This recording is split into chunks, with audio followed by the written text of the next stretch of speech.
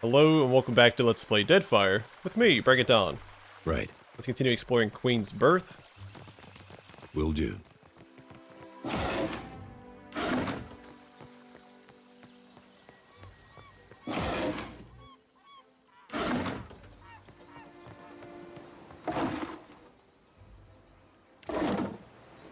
Shh. Keep your voice down, my cullies.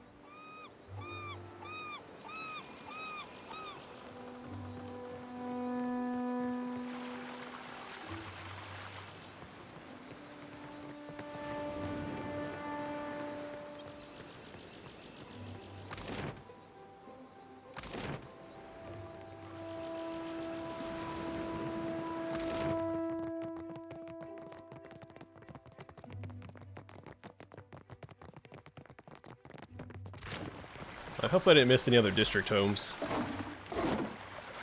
because they're not marked on the map.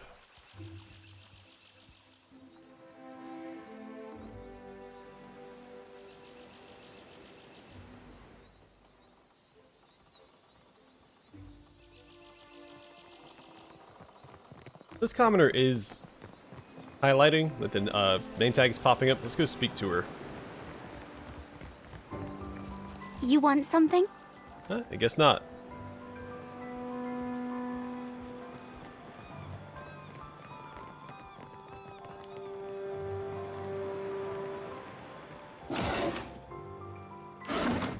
On it. Think but the Naga's nethers, won't you?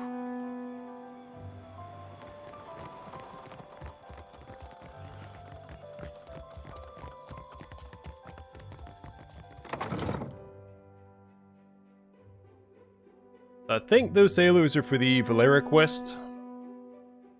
Subtle indeed. Subtle indeed. The work of a moment. Real quiet now. So I guess we'll take care of them before we check out the Wild Mare.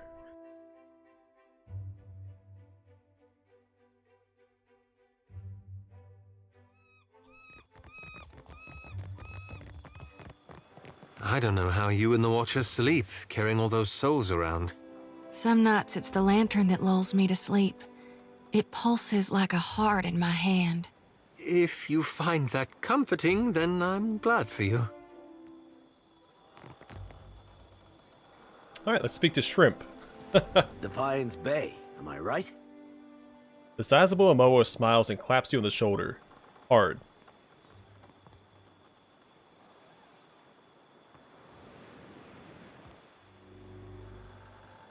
Say nothing. To the motherland! The sailor tosses back a tankard and wipes his mouth with the back of his sleeve. What are you doing? Captain gave us extra coin to occupy ourselves while we're on leave. We've been draining Valian wine cellars and trying to remember the words of Rauatai anthems. Loudly, as often as not. He turns to his compatriots with unrestrained glee. I'm gonna need you and your friends to clear out. I do not understand. We have done nothing wrong. The sailor looks from his fellows back to you, with a mixture of hurt and confusion.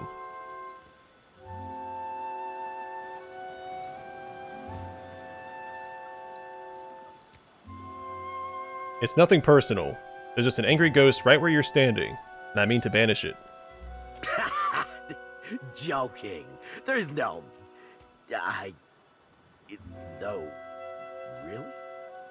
The sailor swallows and glances over his shoulder.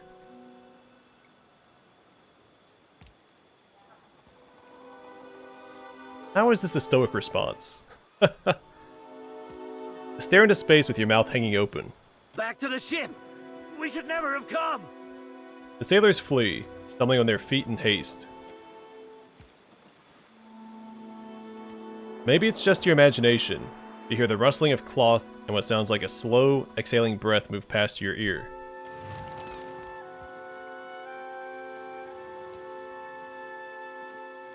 Alright, well, let's head inside.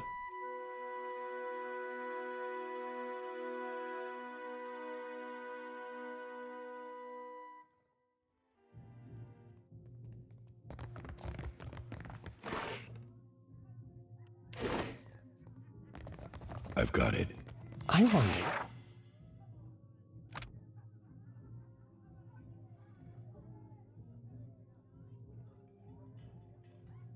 Alright, so I don't think we've read this before.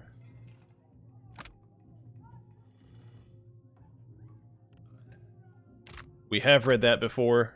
We've read this before.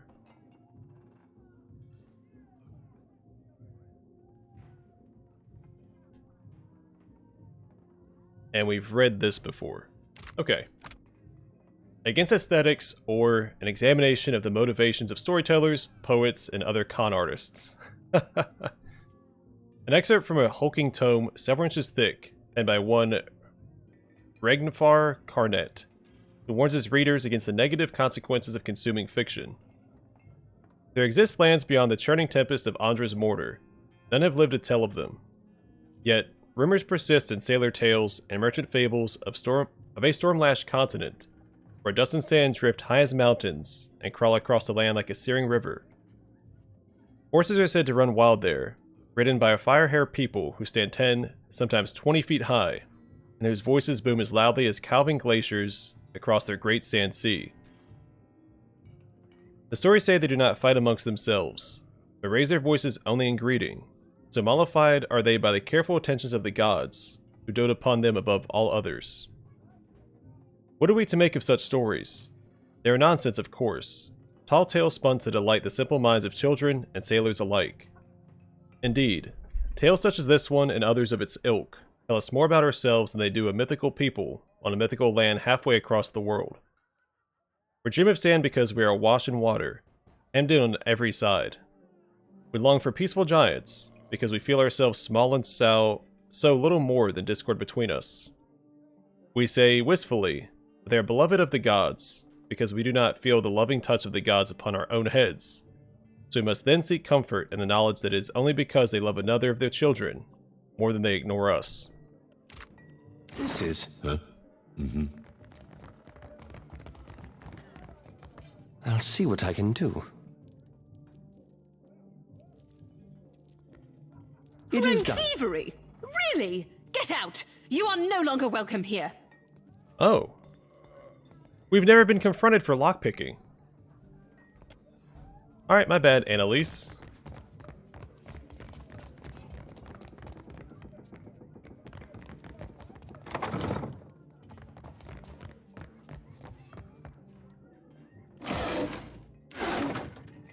Alright, we'll talk to Constantine first.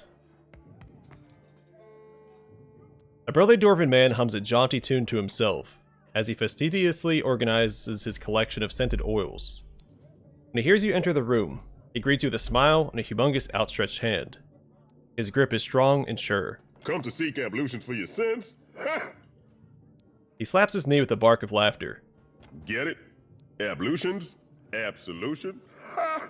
I crack myself up. Gets me every time. He wipes a tear from his eye, still chuckling. Massage? Bath? Whatever you need. Just ask. How do you end up here? Oh, you don't want to hear about that. I lived a boring life, so there wouldn't be much to the telling. He crosses his thick arms over his chest, a slight blush spreading across his cheeks. Indulge me. Truth be told, my real passion is pottery. Trouble is, I got these big hands. Not meant for delicate work. He turns his hands palm up for you to inspect. Just one is easily large enough to cover your entire face. Worked out in the end, of course. Now I specialize in relieving tension in a Mauer and death godlike. He nods to himself. You seem bored here. I guess I can't hide my feelings as well as I thought I could. He gives you a nervous chuckle and scratches at his beard. The stability's good and all, but I haven't seen anything that gets my blood pumping in ages. You know what I mean? What's life without a little excitement? Doing the same old thing day in, day out. It's enough to make a man leap from the nearest window. He nods vigorously. You could come with me. Where to? He raises an inquisitive brow. His large hands, previously dancing with restless energy, still. You know that 700-foot tall statue made of Audra? I'm going after it. No kidding. He nearly drops a bottle of massage oil in his excitement. I like to see something like that for myself. He sighs, a wistful edge in his voice. Do you think I could come with you? Just for a bit. Recruit Constantine. Well, grab your things then, and let's go. Hell, you don't have to tell me twice.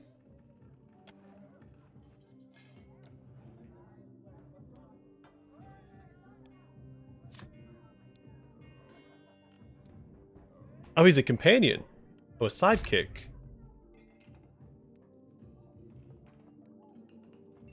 Sidekicks start out as unique NPCs integral to specific quests, complete with their own personalities and looks. And they may offer to join your party as a reward for completing their quest. Just like companions, these new characters have a custom portrait and voice sound set. However, unlike companions, they do not have their own vision quest and will not participate in the companion relationship system. Well, neat.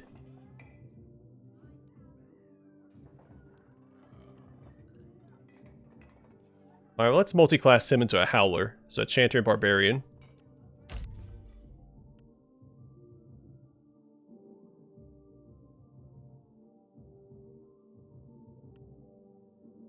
And maybe we'll level him up later. Not yet. Huh? But Sure. neat. Let's talk to Rabuna. A fire god-like woman polishes a pair of stocks, tending to them with the fondness of a mother for her favorite child. The room is dim, illuminated only by the glow of her steel-forged skin. Her eyes burn with the light of Mogren's fire. When she hears you enter, she shoots you a look of utter contempt. I will give you an experience you won't soon forget.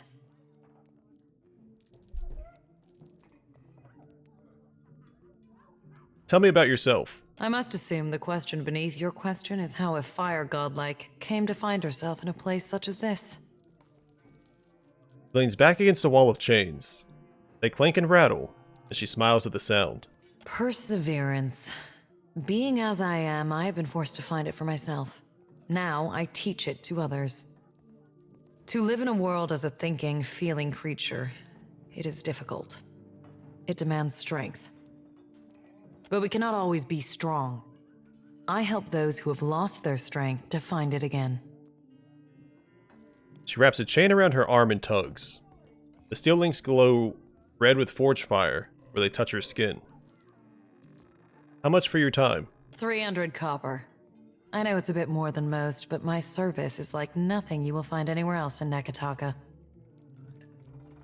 Oh, hold off for now. Never mind.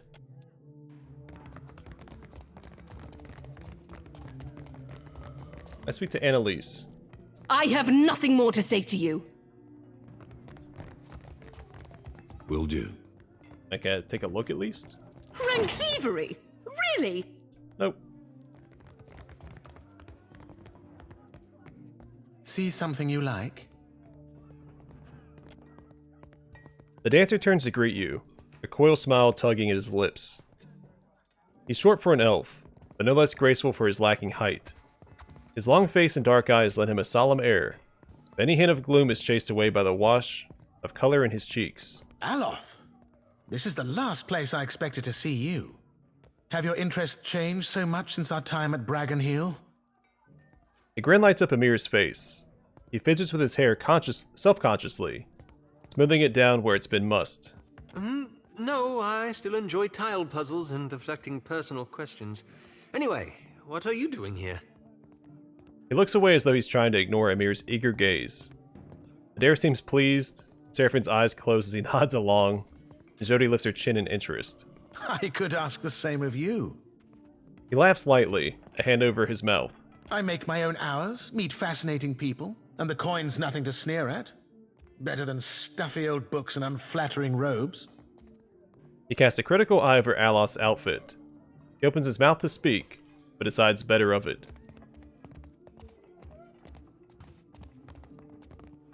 This is amazing. It's good to see you again, Aloth. Anyway, I should get back to it. Be well. He smiles warmly at Aloth, blush coloring the tips of his ears. Adair nods in agreement. Seraphine's eyes close as he nods along. And Jodi's eyes gleam with a dark amusement.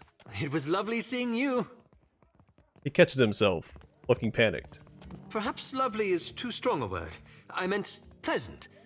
Perfectly agreeable. He looks at you, chagrined. I can see where I may have confused the poor fellow in our academy days.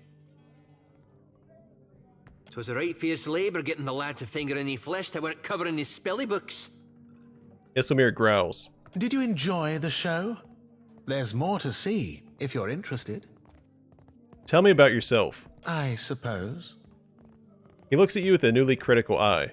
I was raised in the Adair Empire. When I was young, I studied to be an arcane knight.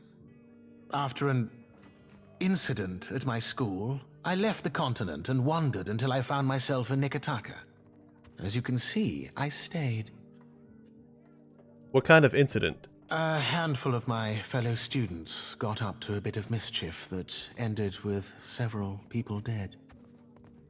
His gaze lingers on the floor, the cushions, the tables, anywhere but your face. After a moment he shrugs, offering no further explanation.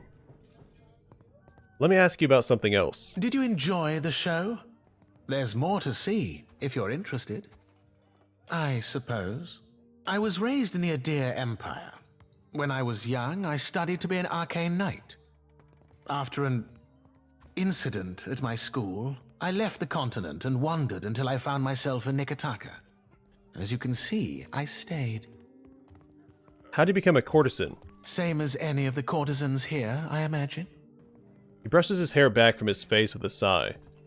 His long-suffering smile says he's answered this question many times before. I showed an aptitude.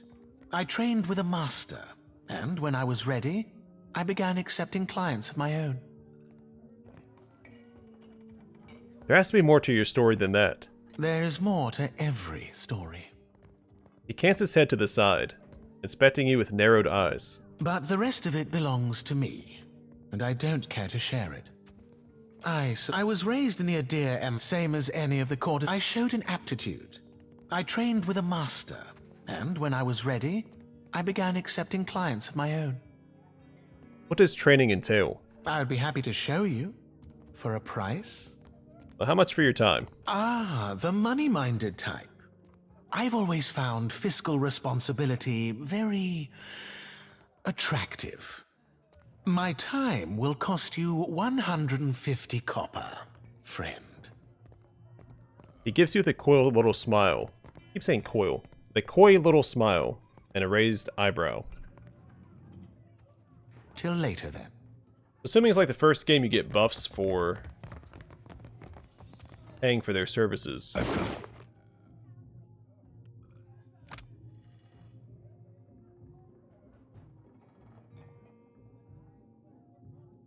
Okay, so Juana Charm belt. Who needs a belt?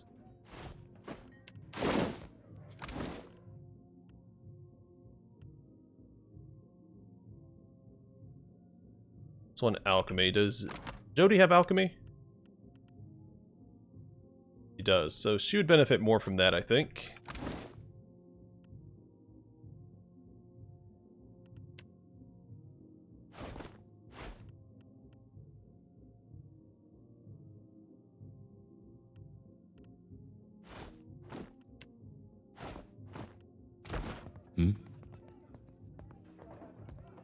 Right. Sad I burned this bridge, but I had never been called out for picking locks before. Now I can't even see what's inside the cabinet. A load of malarkey.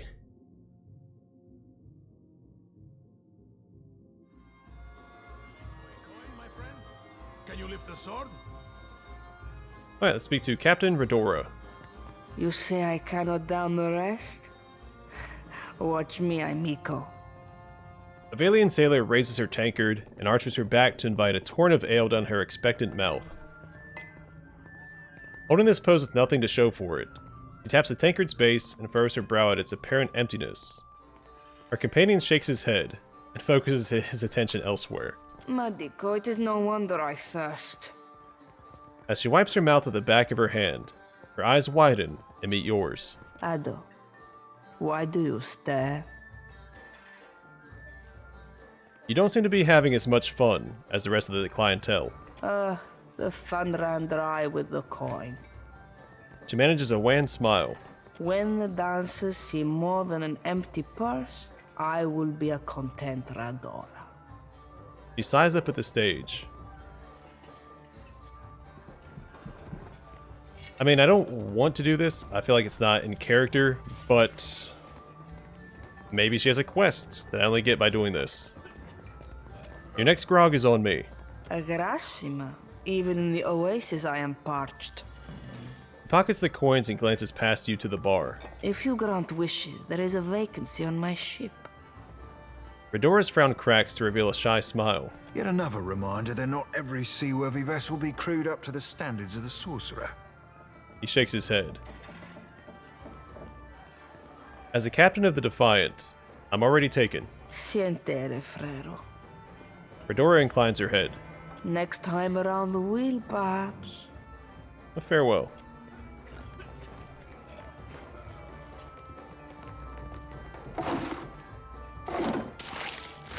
Oh?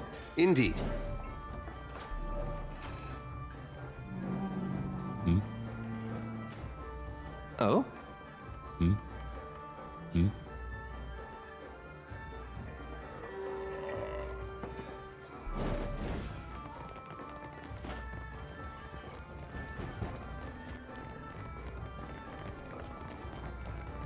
Where in the blazes is that old man? Alright, we'll speak to Luca next. May one solace from the tedious bureaucracy. Alright, Aboko. Ado, my friend. I knew our paths would cross eventually. Valian shouts over the din of the Wild Mare to get your attention, turning a great many heads to study your exchange. He takes a hearty swig of his tankard. Do I know you? Not yet, but I know that we will be fast friends. Tell me, you are the one who sails that fine ship, Ak? Terrorize the docks with spirits, Ak? Leaning in close, he sips from the tankard and loudly sucks moisture from his upper lip.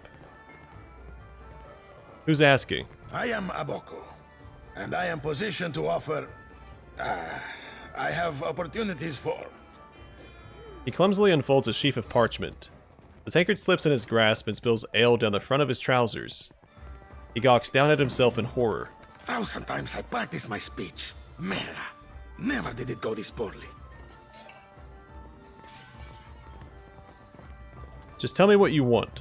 I am supposed to be in the business of giving bounties, but I know no one who hunts them. He stamps his feet, picking up a spray of spilled ale. No one will unfurl their sail for my humble payments. But I must start from the bottom and work my way to the top, Ak? What bounties do you have available? You will take the job? You will take the job. He grips you by the shoulders and smiles. Tears springing to the corners of his eyes. Agrasima. Something special for my first hunter, then. He drains the tankard and tucks it under his arm to retrieve his sheaf of notes. I will start you on Mariel, the mad animancer. She tortures her victims with unspeakable treatments before casting what's left to Berth's will. My contact saw her leaving Port Mage and heading west of Mage Island. Before I go, I had some questions. Agrasima, you have but to ask. He gestures for you to speak freely. You seem down on your luck, which is not a question. It is true that I have stumbled in my career path. Aboko clears his throat. Now that I have such an accomplished hunter, I can stand in the long shadow of your success. He claps you on the shoulder. It's not all bad, but the momentum of meeting new clients over drinks and in such enchanting company, it drains the stamina, my friend. I'm still hunting for Merrill the Mad. And I'm still scrounging together the coin for your next mission. Aboko winks at you. When you have the head of our latest mark, I will be ready, Ak. Farewell. You only get one bounty at a time, it looks like. Which is definitely a change of pace. Not for the worse, necessarily. Let's speak to Khan.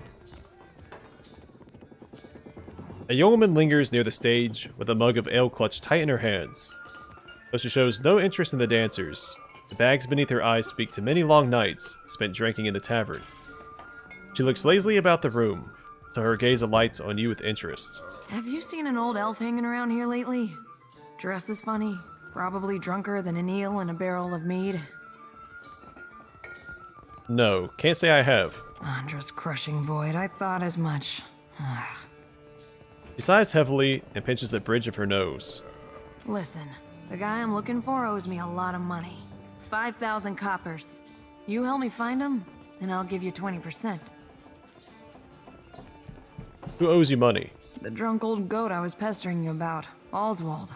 Like the credulous fool I am, I gave him a loan and he ran off before paying me back. Khan looks at you expectantly.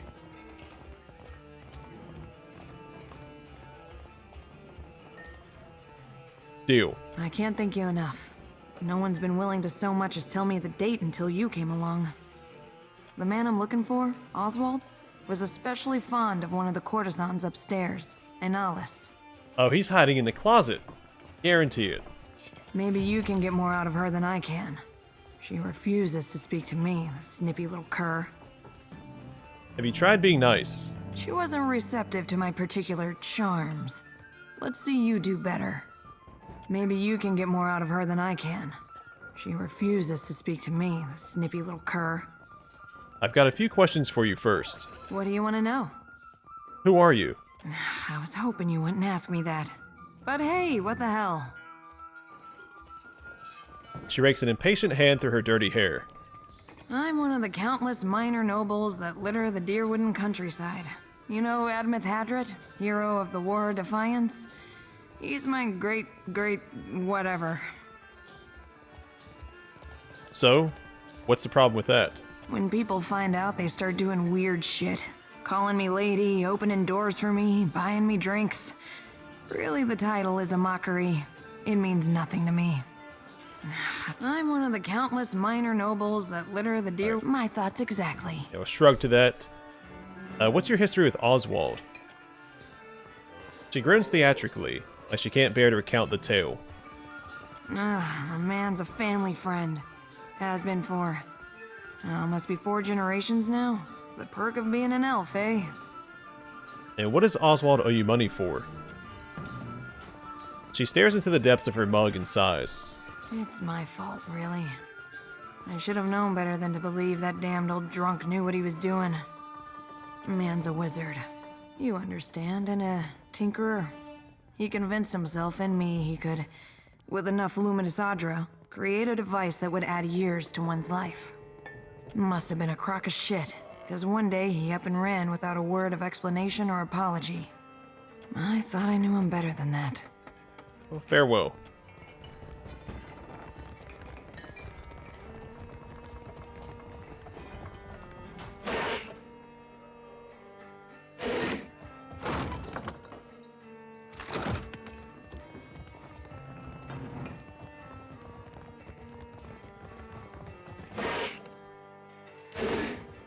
I recognize the song in the background. Also, I thought I checked something. We did a fair bit of sailing. Yeah, sea shanties should play while we're sailing. Sure. Alright, I'm gonna call the episode here. In the next one, I'll speak to Jintel. Or Jintel. Say Jintel. And then I guess we'll go upstairs and speak to Annalise again.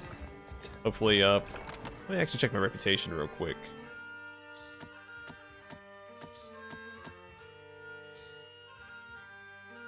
Yeah, so we're a little negative Nekataka. Hopefully it hasn't hurt us too bad yet. It's barely negative.